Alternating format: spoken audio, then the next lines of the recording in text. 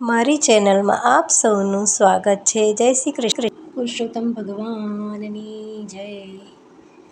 આજે આપણે પાઠ કરીશું પુરુષોત્તમ ભગવાન અધિક માસની કથા, અધ્યાય 6 અને તેની કથા. એમાં છે નણંદ ભાભીની કથા. તો હવે શરૂઆત કરીશું. બોલો શ્રી પુરુષોત્તમ ભગવાનની જય. જય શ્રી કૃષ્ણ. હર હર મહાદેવ. રાધે રાધે.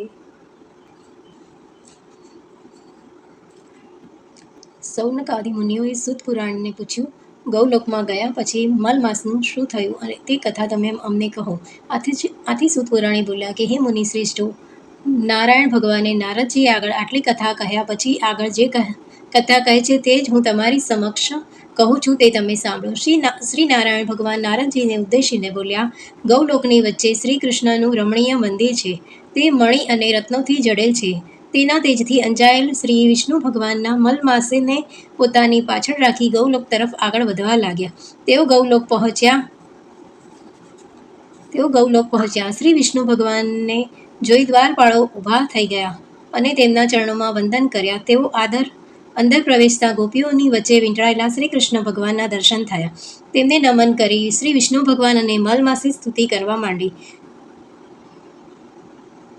આપ વ્યાપક ગુણોથી પર, અવિનાશી અવિકારી, ભક્ત સમક્ષ પ્રગટ થનારા, ગોવાળનો વેશ ધારણ કરનાર ગોવિંદને અમે વંદન કરીએ છીએ. મેઘ જેવા શ્યામ, કામદેવ જેવા સુંદર, સૌમ્ય સ્વરૂપ, સુંદર મુખાકૃતિવાળા એવા આપને અમે ફરીથી વંદન કરીએ છીએ. શ્રી કૃષ્ણ ભગવાને વિષ્ણુ ભગવાને સિંહાસન ઉપર બેસાડ્યા અને પછી પૂછ્યું, આ ધ્રુજી રહેલ કોણ છે? અહીં શા માટે આવ્યો છે? કેમ રડે છે?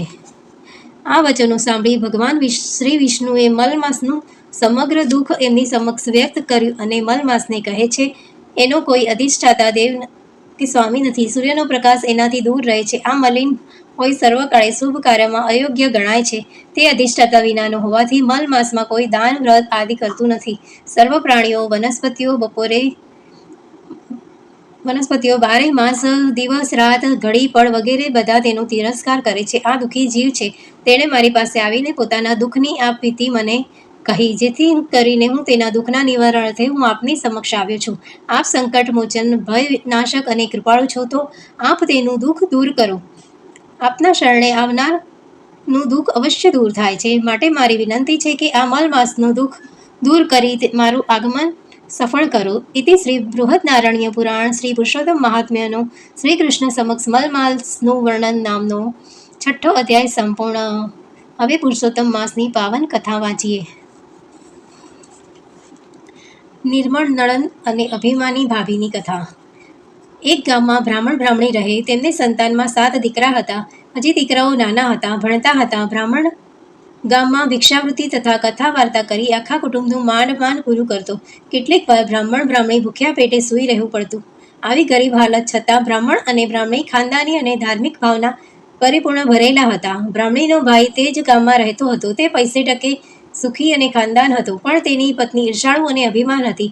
ભાઈના ઘરમાં ભાભીનું પૂરું ચલણ હતું. ભાભી કરે તે થાય, ભાભી કહે તેમ વર્તે. ભાઈ ભાભી કહે તેમ વર્તે. ભાભી ભાઈને કહે તેમ. તમારે વેપાર કરવાનો કરે રાખો. ઘરમાં અને વ્યવહારમાં તમારે માથું મારવું નહીં. આ બધું હું સંભાળી લઈશ. આમ ભાઈ ભાભીને સંપત્તિ ગણી પણ એકે સંતાન નહીં. કુદરતનો નિયમ કંઈક અજીબ છે. જ્યાં ખાવા ના હોય ત્યાં ઢગલાબંધ બાળકો હોય, ને જ્યાં ખાવા હોય ત્યાં ખાનાર ના હોય. એવામાં પુરુષોત્તમ માસ આવ્યો અને બ્રાહ્મણ બ્રાહ્મણીએ પુરુષોત્તમ માસનું વ્રત કરવાનું નક્કી કર્યું. બીજી બાજુ બ્રાહ્મણી ભાભીએ પણ આ વ્રત કરવાનું ચાલુ રાખ્યું. બ્રાહ્મણ અને બ્રાહ્મણી સવારે વહેલા ઉઠીને નદીએ સ્નાન કરવા જાય, કાઠાગોરમાનું પૂજન કરે, કથા વાર્તા સાંભળે, શક્તિ મુજબ દાન કરે અને ઘેર આવે પુરુષોત્તમ ભગવાનનું નામ સ્મરણ કરી ભક્તિ કરે. ભાભી સવારે મોડી ઉઠે, નાહવા માટે નદીએ જાય, ખોળિયું માંડ પલાળે અને ભાગમ ભાગ કરતી ઘેર દોડી આવે. તે તો સંતાન પ્રાપ્તિના અર્થે જ પરાણે પુરુષોત્તમ માસ કરતી હતી. તેને તેમાં બહુ રસ નહોતો. પુરુષોત્તમ માસ પૂરો થતાં ભાભીએ તેનું ઉજવણું કરવા વિચાર્યું. પતિ પાસે સંમતિ લઈ તેણે ધૂમધમાન સાથે ઉજવણીની તૈયારીઓ કરવા માંડી. તેણે ઘણા સગા વહાલાઓને જમવા માટે બોલાવવા આમંત્રણ આપ્યું. લોકલાજના કારણે તેણે નણંદને ઘેર જઈને કહ્યું કે હું પુરુષોત્તમ માસનું ઉજવણું કરું છું, એટલે તમે શા માટે જમવા આવજો. બધા છોકરા અને પતિ સાથે હું બોલાવું ત્યારે જ આવજો. ખાવ કરતા દોડી ના આવતા. સૌ જમી રહ્યા પછી હું બોલાવવા આવીશ. આટલું કહી ભાભી ચાલી ગઈ. બ્રાહ્મણીને તેના પતિના બ્રાહ્મણીને તેની ભાભીના વેર સાંભળી ઓછું આવી ગયું.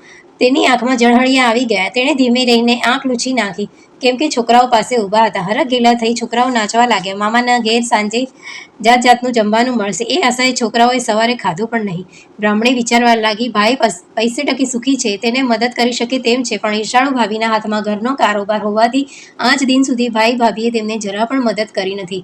ભાભીના મેણા ટોણા સાંભળવા મળશે એ બીકે તે ભાગ્યે જ પિયર જતી. ઘણા વર્ષો થયા છતાં ભાઈ ભાભીએ તેને વાર તહેવારે કપડું પણ આપ્યું નથી. પછી ભાણેજને તે શું આપે?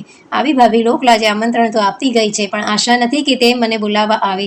સાંજ પડી. સગા વહાલો બધા બની ઠની તૈયાર થઈ જમવા જવા લાગ્યા. બ્રાહ્મણી બાળકો પણ માને કહે, માં, અમને બધાને તૈયાર કર, અને તું અને મારા પિતા પણ તૈયાર થઈ જાઓ. આપણે બધાએ આજે મામાને ત્યાં જમવા જવાનું છે, તેથી મોડું ના કરશો. સવારના ભૂખ્યા છોકરાઓને બ્રાહ્મણી માંડ માંડ સમજાવીને શાંત રાખતી.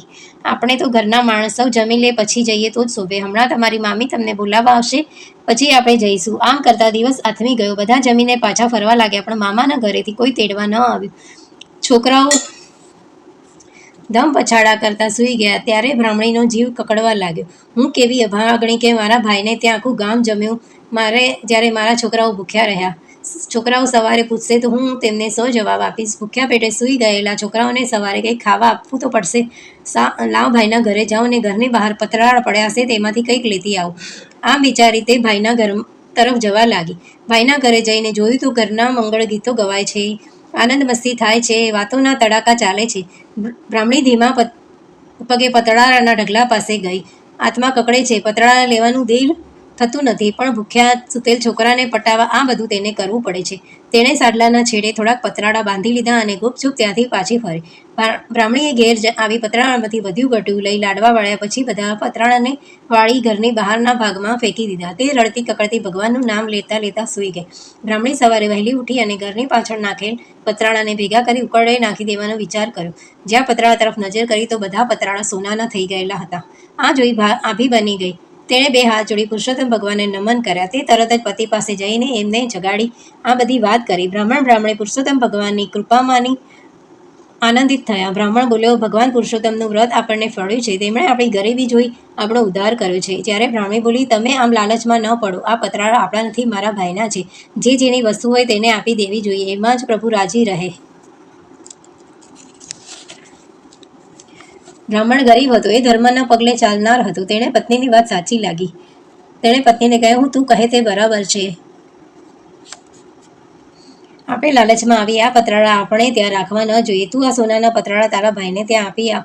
અગર તારા ભાઈને અહીં લાવી એમને સુપરત કર. બ્રાહ્મણી તરત ભાઈના ઘરે પહોંચી. ભાઈ ભાભી હમણાં જ ઉઠ્યા હતા. બહેનને આવેલી જોઈ ભાઈ બહાર આવ્યો એટલે બહેને ધીમા સાથે કહ્યું, ભાઈ, મારે તમારું જરૂરી કામ છે, એટલે મારી સાથે ઘરે ચાલો. નણંદનો અવાજ સાંભળી તેની ભાભી ઘરમાંથી આવી. એને લાગ્યું કે નણંદને નોતરું આપવા છતાં ભૂખી રાખી છે, તેથી તેના ભાઈના કાન ભંભેરવા આવી હશે. આથી ઉતાવળા અવાજે બોલી, નણંદબા, તમે ગઈકાલે રાતે તો બધા ભરપેટ જમી ગયા હતા, છતાંય અત્યારે મીઠાઈ માંગવા દોડી આવો છો. તમને શરમ નથી આવતી? ભાભીના આ વેણ સાંભળી બ્રાહ્મણીની આંખમાં જળહળિયા આવી ગયા. દીધા નોતરે ભાણેજડા ભૂખ્યા રહ્યા અને એ વાતોનું દુઃખ તો હતું જ, અને ઉપરથી આવું બોલીને ભાભી ડામ દઈ રહી હતી. કહેવા માટે જીભ તો સરળ વળી, પણ વાત સાંભળી ભાઈનું દિલ દુભાશે એ વિચારથી તે મૌન રહી. ભાઈ બોલ્યો, કાલે તમે જમવા આવ્યા હતા, છતાં મને મળ્યા પણ નહીં. મારે તમને કાપડું આપવાનું હતું. આમ છતાં બ્રાહ્મણી કંઈ બોલી નહીં અને ભાઈને લઈને પોતાને ઘેર આવી અને સોનાના પતરાળા તેની સન્મુખ બોલી, ભાઈ, આ સોનાના પતરાળા તમારા છે, તમે લઈ જાઓ. આ પતરાળા ઉપર અમારો અધિકાર નથી. ભાઈ આ સોનાના પતરાળા અને બહેનની વાત સાંભળી નવાઈ પામ્યો. તે બહેન સામું જોઈ રહ્યો હતો અને બોલ્યો, આ બધું શું છે? મને સમજ પડતી નથી. તું મને વિગતથી સમજાવ એટલે કંઈ સમજ પડે. ત્યારે બ્રાહ્મણી આશ્રુભીની આંખે કહેવા લાગી, ભાઈ, હું ખોટું નહીં બોલું. મારી ભાભી મને જમવા માટે ગઈકાલે નોતરું આપવા આવી હતી અને કહે કે હું તમને જમવા બોલાવવા આવું ત્યારે જ તમે બધા આવજો. રાત પડવા છતાં અમને કોઈ બોલાવવા આવ્યું નહીં, એટલે તારા ભાણેજડાઓને ભૂખે પેટે સુવડાવી દીધા. પછી મને વિચાર આવ્યો કે સવારે છોકરાઓ મામાના ઘરનું મિષ્ટાન ખાવા માંગશે તો હું શું જવાબ દઈશ. આથી કરીને હું ત્યાં મોડી રાત્રે આવી. ત્યાં તમે બધા ધમાલમાં હતા, તેથી મારા ઉપર નજર ન પડી. બહારના પતરાળાનો ઢગલો પડ્યો હતો, એમાંથી થોડાક પતરાળા લઈ હું ઘેર આવી. વધ્યા ઘટ્યાના લાડવા વાળ્યાને તે પતરાળા ઘરની પાછળના ભાગે નાખી દીધા. સવારે વહેલા ઉઠી તે પતરાળા ઉકરડે નાખવા લેવા જવા હું ઘરની પાછળ ગઈ અને તે ઉપાડવા માટે જાઉં છું તો તે બધા સોનાના પતરાળા દેખાયા. મેં તારા બનેવીને આ વાત કરી અને અમે નક્કી કર્યું કે આ પતરાળા તારા હોવાથી આના ઉપર તારો અધિકાર છે. જેથી હું આ બધા પતરાળા તને આપવા માટે અહીં તેડી લાવી છું. બહેનની વાત સાંભળી ભાઈની આંખોમાંથી અશ્રુની ધારા વહેવા લાગી. એ હતા દુઃખના આંસુ. આમ તે બધા ગામ આખું જમી ગયું અને વાહ વાહ બોલાવી ગયું. પણ તેની બહેન બનાવી અને ભાણેજડા ભૂખ્યા પેટે સૂઈ રહ્યા. તેને પોતાની પત્ની ઉપર ઘણો તિરસ્કાર છૂટ્યો. બીજા હતા હર્ષના આંસુ. આટલું બધું વીતવા છતાં બહેન ભાઈને કંઈ જણાવતી નથી અને સોનાના પતરાળા તેને આપવા તૈયાર થઈ ગઈ છે. આ હતા ગરીબ બહેનની દિલાવરી અને ખાનદાની ના. ભાઈને રડતો જોઈ બહેને તેને આશ્વાસન આપી શાંત પાડ્યો. ભાઈ તરત સમજી ગયો કે આ ગરીબ બહેન ના વ્રતનો પ્રભાવ છે. પુરુષોત્તમ ભગવાને તેના ઉપર કૃપા કરી છે. જ્યારે ભગવાન તેને આજે આપ્યું છે તેના ઉપર મારો હક ન ગણાય. જો હું આ લઉં તો પાપમાં પડું. છેવટે બહેનને ઉદ્દેશીને ભાઈએ કહ્યું કે બહેન, આ પતરાળા ઉપર મારો કોઈ અધિકાર નથી. તો તેને પુરુષોત્તમ ભગવાનના વ્રતના ફળ રૂપે આપ્યા છે. આ ધનમાંથી તું પુણ્યદાન કર. આ તારું છે અને તું ભોગવ. આમ કહી ભાઈ પોતાના ઘેર ચાલ્યો ગયો. બ્રાહ્મણીને એમાંનું થોડું સોનું વેચી રોકડ નાણું એકઠું કર્યું ને ઘરને ઠીકઠાક કર્યું. બ્રાહ્મણીને બાળકોના નવા કપડાં તૈયાર કર્યા. પછી જમણવાર ગોઠવ્યો. બ્રાહ્મણ અને બ્રાહ્મણી જાતે જઈને ઘેર ઘેર નોતરા દેવા જઈ આવ્યા. આ વાતની ઉડતી ભાભીના કાનને વાત આવી. તેનું મન નારાજ થયું. તેણે તેના પતિને પૂછ્યું, મેં સાંભળ્યું છે કે તમારી બહેન જમણ કરે છે. તેણે આખા ગામને નોતરા આપ્યા છે. તે વાત ખરી છે? હા, આ વાત ખરી છે. પુરુષોત્તમ ભગવાન તેના ઉપર કૃપા કરી છે. હવે તે ગરીબ નથી. આપણા કરતાંય તે વધુ ધનવાન થઈ ગઈ છે. આખા ગામને તે જમાડવાની છે. આપણા ઘરે પણ નોતરું આપવા આવશે. થોડી વાર થઈ. બ્રાહ્મણ અને બ્રાહ્મણી બંને તેમને ઘેર નોતરું દેવા આવ્યા. તેમને આવા નોતરું દીધું અને ચોક્કસ આવવા જણાવ્યું. નણંદ આ નોતરાથી ભાભીના પેટમાં તેલ રેડાયું. પણ કરે શું? તેણે સમય પારખી નણંદ અને નણદોઈને આવકાર આપી સારું મનાવ્યું. સાંજે જમણવાર થયો. સૌ જમવા આવ્યા. 32 પકવાન અને 33 શાક પીરસાયા. પુરુષોત્તમ ભગવાને રસોઈમાં એવો તો સ્વાદ મૂક્યો કે સૌ આંગળા ચાટવા લાગ્યા. બધા રસોઈના ભારોભાર વખાણ કરવા લાગ્યા. છેલ્લે ભાઈ ભાભી અને પોતાના પતિ સાથે બ્રાહ્મણી જમવા બેઠી. સૌથી મોટો ભાણિયો લાડુ લઈ પીરસવા નીકળ્યો. તેણે બધાને ધીરેથી ઘીથી લચપતતા લાડુ મૂક્યા અને મામીની થાળીમાં સોનાનો લાડુ મૂક્યો. સોનાનો લાડુ જોઈ મામી બોલી, ભાણેજડા, આ તે વળી મને શું પીરસ્યું છે? સોનાનો લાડુ ખવાતો હશે? તું એ ખરો છે? ત્યારે ભાણેજ ઠાવકું મોં રાખીને બોલ્યા, મામી, અમે રહ્યા ગરીબ. તમને શોભે એવું પીરસ્યું છે, માટે પ્રેમથી જમો. તમારે ઘેર અમે જમવા આવ્યા ત્યારે તમે અમારી ઘણી સરભરા કરી હતી. એવી સરભરા અમારીથી થઈ શકે નહીં. આ તો ફૂલ નહીં ને ફૂલની પાંખડી. ભાણેજનો ટોણો મામી તરત સમજી ગઈ. તેને બોઠપનો પાર ન રહ્યો. તેની આંખો ઉઘડી ગઈ. તેની આંખમાંથી અનાયાસે આંસુ સરી પડ્યા. તેને ઘણો પછતાવો થયો. તેણે ઊભી થઈને નણંદની માફી માંગી. નણંદે તેને માફ કરી. આ રીતે પુરુષોત્તમ માસનું વ્રત કરવાથી ગરીબ બ્રાહ્મણીનો ઉદ્ધાર થઈ ગયો. તે સુખ શાંતિથી પોતાના પરિવાર સાથે રહેવા લાગી. બોલો પુરુષોત્તમ ભગવાનની જય. બોલો. હવે શ્રી પુરુષોત્તમ ભગવાનનું સંકીર્તન કરીએ. બોલ્યા બોલ્યા શ્રી ભગવાન, અર્જુન સાંભળો રે. તમને કહું છું ગીતા જ્ઞાન, અર્જુન સાંભળો રે. આત્મા મરતો નથી, અમર છે, એવું સૌ કોઈ જાણે છે. એ તો સાંખ્ય યુગ કહેવાય, અર્જુન સાંભળો રે. સત મર્મ ધર્મ કહેવાય, આચરતા ચિત્ત શુદ્ધિ થાય. એ તો કર્મ યુગ કહેવાય, અર્જુન સાંભળો રે. સત કર્મ ધર્મ આચરીએ, ફળ હરિને અર્પણ કરીએ. તે તો બ્રહ્માર્પણ કહેવાય, અર્જુન સાંભળો રે. વાસુદેવ સર્વ વ્યાપક છે, હજારોમાં કોક જાણે છે. એ તો વિજ્ઞાની કહેવાય, અર્જુન સાંભળો રે. આખા વિશ્વ તણું લય થાય, મારું ધામ અક્ષય કહેવાય. અક્ષયધામ તે કહેવાય, અર્જુન સાંભળો રે. સરજુ પાડો ને સંહારો, માટે ભજન કરો તમે મારું. તે તો રાજયોગ કહેવાય, અર્જુન સાંભળો રે. બોલ્યા બોલ્યા શ્રી ભગવાન, અર્જુન સાંભળો રે. તમને કહું છું ગીતા જ્ઞાન, અર્જુન સાંભળો રે. હું તો અનંત રૂપે વસનારો, જગને ધારણ કરનારો. આ છે વિભૂતિ યોગ મારો, અર્જુન સાંભળો ને. અંતરની આંખો ખોલો, મને સગળે હવે જોઈ લો. તે તો વિશ્વરૂપ કહેવાય, અર્જુન સાંભળો રે. અન્ય ચિંતન મારું કરશે, તે તો મૃત્યુ સાગર તરશે. એવું ભક્તિ યોગ સમજાવે, અર્જુન સાંભળો રે.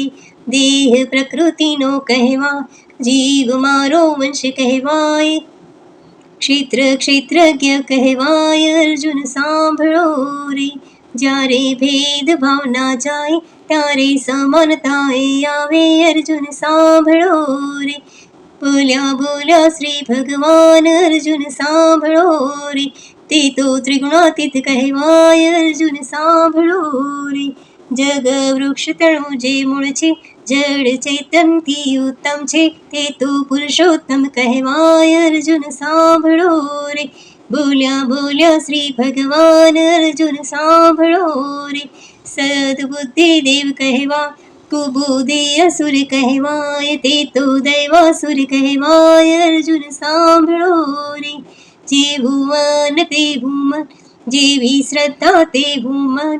અર્જુન સાંભળો રે, તે તો શ્રદ્ધાત્રય કહેવાય. અર્જુન સાંભળો રે, સગળા ધર્મ છોડી દો ને, મારે શરણે તમે આવો ને. અર્જુન સાંભળો રે, તે તો મુક્ત સંન્યાસી થઈને. અર્જુન સાંભળો રે, ગીતામૃત પાન જે કરશે તેને જીવન મુક્તિ મળશે. અર્જુન સાંભળો રે, તેનો થાશે જય જયકાર. અર્જુન સાંભળો રે, બોલ્યા બોલ્યા શ્રી ભગવાન. અર્જુન સાંભળો રે, તમને કહું છું ગીતા સાર. અર્જુન સાંભળો રે, ગોવિંદ બોલો હરિ ગોપાલ બોલો, રાધારમણ હરિ ગોવિંદ બોલો. ગોવિંદ બોલો હરિ ગોપાલ બોલો, રાધારમણ હરિ ગોવિંદ બોલો. જય શ્રી કૃષ્ણ. પુરુષોત્તમ ભગવાનની જય.